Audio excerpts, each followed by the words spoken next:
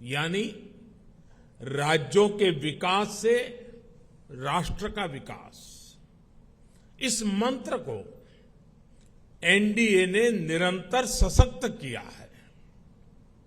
इस यात्रा में जो पुराने साथी रहे हैं, मैं उनका तहे दिल से अभिनंदन करता हूं। भविष्य की यात्रा के लिए जो नए साथी आए हैं, मैं उनका हृदय से स्वागत करता हूं।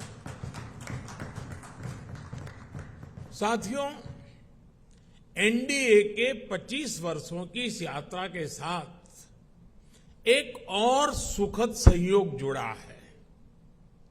ये वो समय है जब हमारा देश आने वाले 25 वर्षों में एक बड़े लक्ष्य की प्राप्ति के लिए कदम बढ़ा रहा है। ये लक्ष्य विकसित भारत का है, आत्मनिर्भर भारत का है।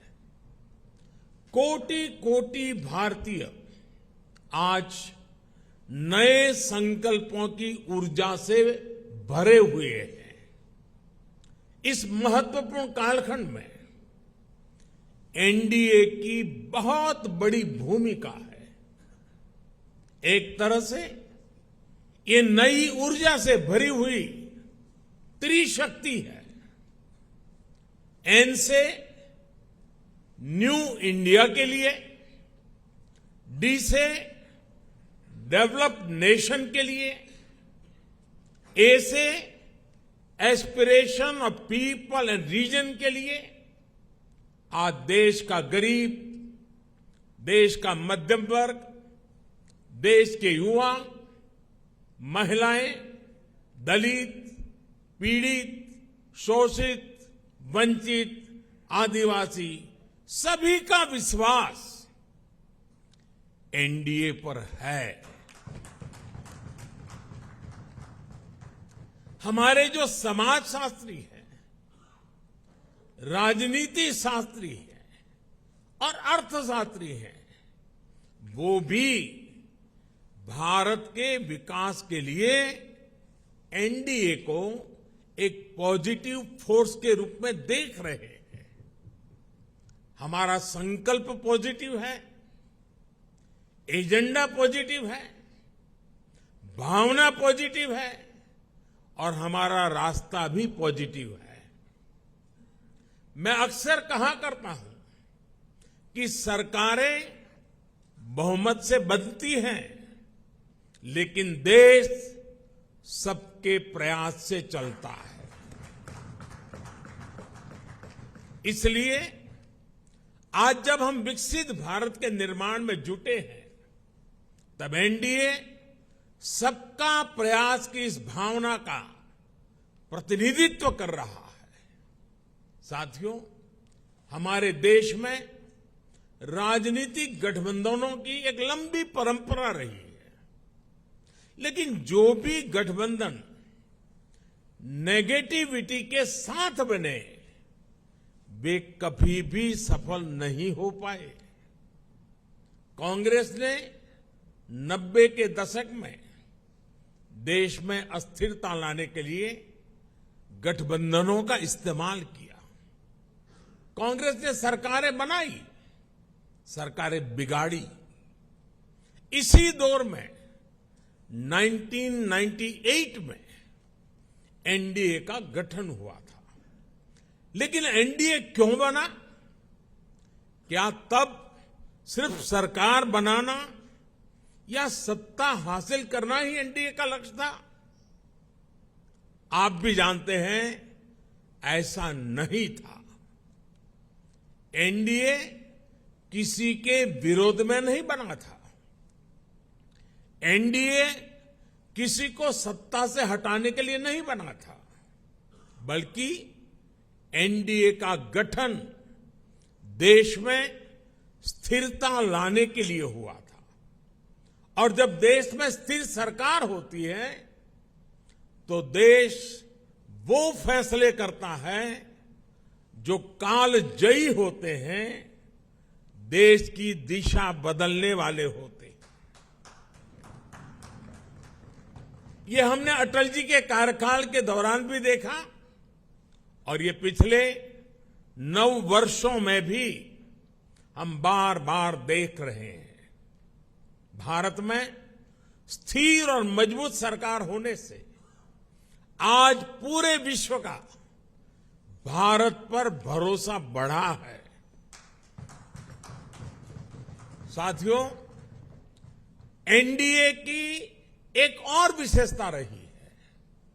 जब हम विपक्ष में थे तब भी हमने हमेशा सकारात्मक राजनीति की। हमने कभी नकारात्मक राजनीति का रास्ता नहीं चुना। हमने लोकतंत्र को मजबूत करने के लिए अपना हर दायित्व निभाया। हमने विपक्ष में रहकर सरकारों का विरोध किया, उनके घोटालों को सामने लाए, लेकिन कभी जनादेश का अपमान नहीं किया। हमने सरकारों का विरोध करने के लिए कभी भी विदेशी मदद नहीं मांगी। हम विपक्ष में रहे, लेकिन हमने देश के विकास में न रोड़े अटकाए और ना ही रुकावट बने। आजकल हम देखते हैं कि केंद्र सरकार की योजनाओं को विपक्ष की कई राज्य सरकारें अपने यहां लागू नहीं होने देती। अगर ये योजनाएं लागू होती भी हैं तो उन्हें रफ्तार नहीं पकड़ने दी जाती।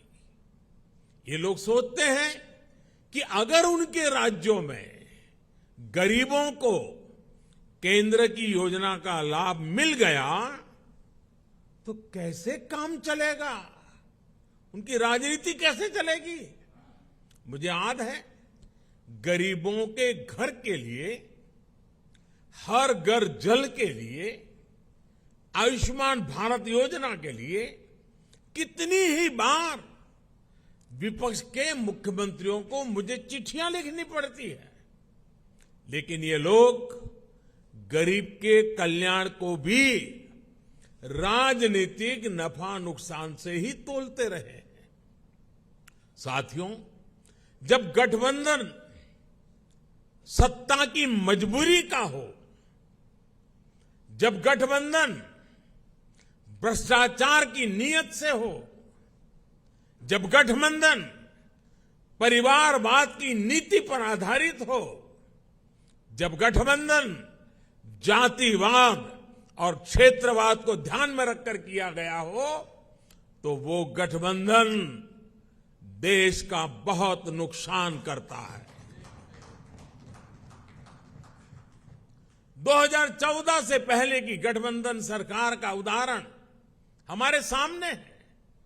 तमाम उठापटक के बीच वो गठबंधन सरकार किसी तरह अपने 10 साल खींच पाई, लेकिन देश को क्या मिला? प्राइम मिनिस्टर के ऊपर भी एक आला कमान, पॉलिसी पैरालिसिस, निर्णय लेने में अक्षमता, भांति भांति के पावर सेंटर्स, अव्यवस्था और अविश्वास, खींचतान और करप्शन, लाखों करोड़ों के घोटाले। आपको याद होगा, जब भी पिछली सरकार के कुशासन पर सवाल उठते थे तो गठबंधन की मजबूरियां गिनाई जाती थी। बहाना एक ही, गठबंधन के कारण। क्रेडिट लेने के लिए तो हर कोई आगे आता था, लेकिन जैसे ही कुछ गड़बड़ होती थी तुरंत अपने सहयोगियों पर दोष मढ़ दिया जाता था। हम सौभाग्यशाली हैं कि एनडीए की स्थिति इससे बिल्कुल विपरीत है, अलग है। हमारे लिए गठबंधन मजबूरी का नहीं बल्कि मजबूती का माध्यम है। एनडीए कोएलिशन कंपल्सन्स का नहीं बल्कि कोएलिशन कॉन्ट्रिब्यूशंस का प्रतीक है। क्रेडिट भी सबका है, दायित्व भी सबका है। एनडीए में कोई भी राजनीतिक दल बड़ा और कोई भी राजनीतिक दल छोटा नहीं है। हम सभी एक लक्ष्य के लिए आगे बढ़ रहे हैं।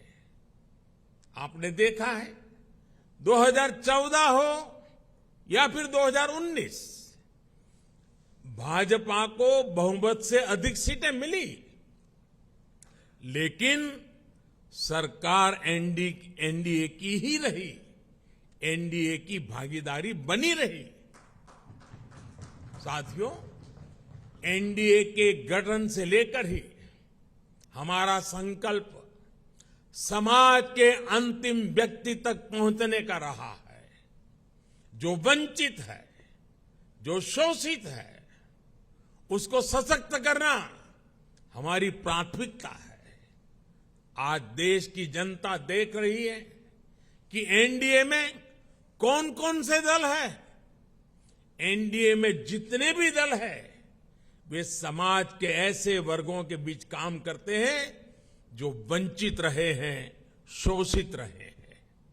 हमारे समूह में गांव, किसान, दलित, पिछड़े, आदिवासियों के बीच काम करने वाले ये सारे नेता यहां हैं। एनडीए में जो दल हैं, वो ऐसे क्षेत्रों में काम करते हैं जिनकी पहले दिल्ली में सुनवाई तक नहीं होती थी। एनडीए एक प्रकार से क्षेत्रीय आकांक्षाओं का बहुत ही खूबसूरत इंद्रधनुष है। एनडीए देश के लिए, देश के लोगों के लिए समर्पित है। एनडीए की विचारधारा है nation first, security of nation first. NDA की विचारधारा है प्रोग्रेस फर्स्ट। एनडीए की विचारधारा है एम्पावरमेंट ऑफ पीपल फर्स्ट। साथियों, आपको याद होगा एनडीए की बैठक में हमने संकल्प लिया था कि हम देश की गरीबी को गरीबों की ताकत से ही गरीबी को परास्त करेंगे। इसलिए इन वर्षों में हमारा सबसे ज्यादा जोर गरीबों को सशक्त करने पर रहा। हमने श्रमयोगी को सम्मान दिया, डिग्निटी ऑफ लेबर पर बल दिया। हमने गरीब को सुरक्षा का एहसास दिया। हमने गरीब को यह विश्वास दिया कि आपके हर प्रयास के पीछे एनडीए सरकार एक भरोसेमंद साथी की तरह आपके साथ खड़ी है। जैसे किसान को अगर सही बीज और खाद पानी मिल जाए तो वो पैदावार का रिकॉर्ड बना देता है, वैसे ही हमने गरीबों को सशक्त करने के लिए उन्हें हर संभव मदद की। इसका परिणाम क्या आया? अभी नीति आयोग की सबसे ताजा स्टडी आई है। आप में से कुछ मित्रों ने उसका उल्लेख भी किया। इस स्टडी के मुताबिक 2015-16 के बाद के 5 वर्षों में ही 13.5 करोड़ लोग गरीबी रेखा से बाहर आ गए हैं। इसके पूर्व वर्ल्ड बैंक की रिपोर्ट के समय सामने आया कि कैसे बहुत कम समय में ही 40-42 करोड़ लोगों ने गरीबी को परास्त किया है। आईएमएफ के मुताबिक एक्सट्रीम पॉवर्टी यानी अति गरीबी भी भारत में खत्म होने की कगार पर है। ये आईएमएफ का रिपोर्ट कह रही है। साथियों, यहां एनडीए के आप सभी साथी तो जमीन से जुड़े लोग हैं।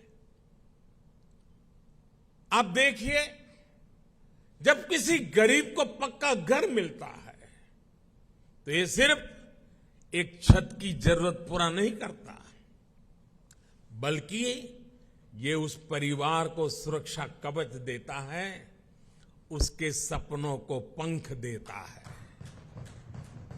जब गरीबों को बैंक लोन देने के लिए सरकार अपनी तरफ से गारंटी देती है, तब उनको एक साथी मिलता है, एक सहारा मिलता है।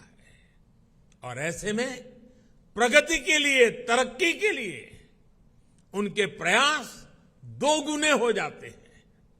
जब गरीब को हम मुफ्त इलाज का भरोसा देते हैं तो उससे एक परिवार ही नहीं बल्कि उसके आने वाली पीढ़ियों का भविष्य भी सुरक्षित हो जाता है।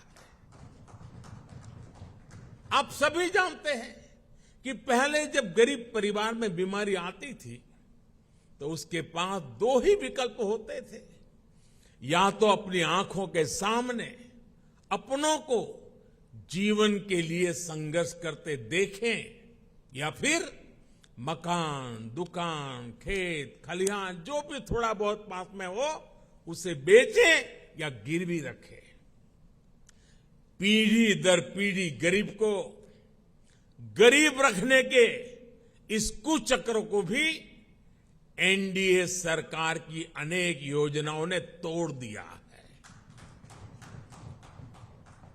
गांधी जी से लेकर बाबा साहब आंबेडकर और लोहिया जी तक सभी ने जिस सोशल जस्टिस की, सामाजिक न्याय की अवधारणा की थी, और मैं समझता हूं हम जो कर रहे हैं वो यही सच्चा सोशल जस्टिस है, सामाजिक न्याय है। एनडीए सरकार ने वोट बैंक की राजनीति को विकासवाद की राजनीति में बदला है। ये एनडीए शासन ही है जिसमें छोटे किसानों, रेहड़ी पटरी, फुटपाथ वालों को पहली बार मदद मिल रही है। हमारे विश्वकर्मा साथियों को भी पहली बार ये विश्वास मिला है कि उनके लिए भी कोई सरकारी योजना बन सकती है। साथियों, गरीबी से भारत की इस लड़ाई का एक और पक्ष है। आप सब ये भी जानते हैं कि पहले हमारी माताओं बहनों के नाम पर प्रॉपर्टी खरीदने का चलन कम ही था। वे एक प्रकार से घर के, समाज के आर्थिक फैसलों से कटी हुई थी। देश की आधी आबादी और परिवार को चलाने वाली ताकत का जब ये हाल हो तो गरीबी से पार पाना आसान कैसे हो सकता था। अब जब बहनों के नाम बैंक अकाउंट खुले, उनके नाम पर घरों की रजिस्ट्री हुई, उनके नाम पर ऋण मिलने लगे, तो एक नया सामर्थ्य समाज में पैदा हुआ। मुद्रा योजना की सबसे बड़ी लाभार्थी हमारी बहनें हैं। स्टार्टअप इंडिया की सबसे बड़ी लाभार्थी हमारी बेटियां हैं। जो देश में 9 करोड़ स्वयं सहायता समूह बने हैं, उनकी सबसे बड़ी लाभार्थी गांव में रहने वाली दलित, पिछड़े, आदिवासी समाज की बहनें हैं। मैं पिछले दिनों मध्य प्रदेश गया था, एक आदिवासी गांव में गया था। वहां ये स्वयं सहायता समूह की आदिवासी बहनों से मिलना हुआ। जितने समूह थे उन्होंने कहा अब तो हमारी पहचान है, हम लखपति दीदी हैं। हमारा कारोबार इतना है कि आज हम लखपति बन गए हैं। ये बहुत बड़ा परिवर्तन है साथियों, एनडीए सरकार ने महिलाओं के कल्याण को, उनकी तकलीफ कम करने को सर्वोच्च प्राथमिकता दी है। जब घर में टॉयलेट बना तो बहनों को सम्मान और सुरक्षा दोनों मिला। जब नल से जल आया, गैस का सिलेंडर आया, तो उनकी परेशानी कम हुई, उनके समय की बचत हुई। इस समय को वो अपने परिवार की आय बढ़ाने में उपयोग कर रही है। ये सिर्फ गरीबी से बाहर निकलने का प्रयास नहीं है, बल्कि वुमेन लेड डेवलपमेंट का रास्ता है जिसे एनडीए सशक्त कर रहा है। आज डिफेंस से लेकर माइनिंग तक हर सेक्टर को बेटियों के लिए खोल दिया गया है। देश को पहली आदिवासी महिला राष्ट्रपति देने का सौभाग्य एनडीए को मिला है।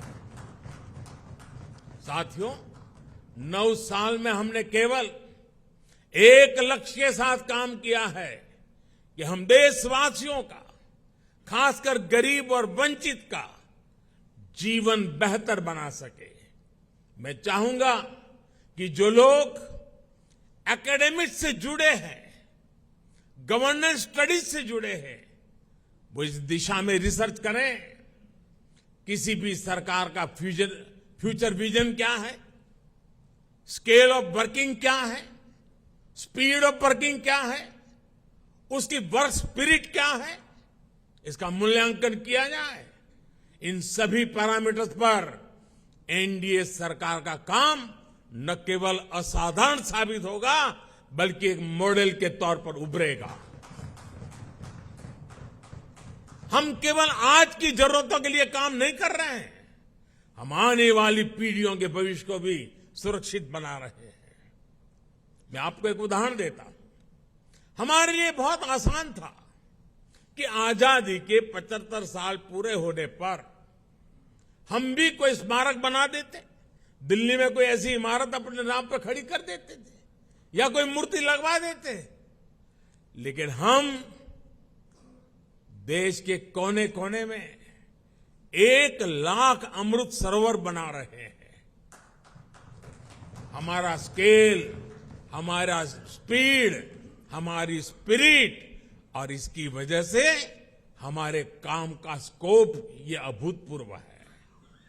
हम विकास भी कर रहे हैं और विरासत को भी सहेज रहे हैं। हम मेक इन इंडिया पर भी बल दे रहे हैं और पर्यावरण की रक्षा भी कर रहे हैं। साथियों, हमारी नीयत साफ है, नीति स्पष्ट है और निर्णय ठोस है। एनडीए सरकार ने बीते 9 वर्षों में भ्रष्टाचार के हर रास्ते को बंद करने के लिए हर संभव प्रयास किए हैं। पहले सत्ता के गलियारों में जो बिचौलिए घूमते थे, हमने उनको बाहर कर दिया है। हमने टेक्नोलॉजी की मदद से लीकेज की हर संभावनाओं को दूर किया है। जनधन, आधार, मोबाइल, इसकी त्रिशक्ति से हमने करोड़ों फर्जी लाभार्थियों को गरीबों का हक छीनने से रोका है।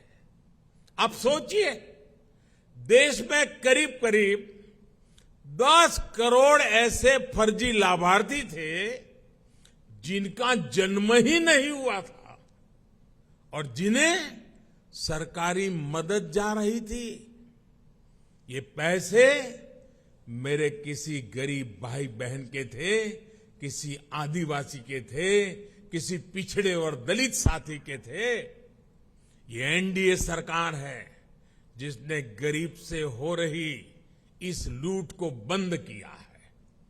इन 9 वर्षों में 30 लाख करोड़ रुपए, यह आंकड़ा छोटा नहीं है, 30 लाख करोड़ रुपए डायरेक्ट बेनिफिट ट्रांसफर डीबीटी के जरिए सीधे लाभार्थियों के बैंक खातों में पहुंचे हैं।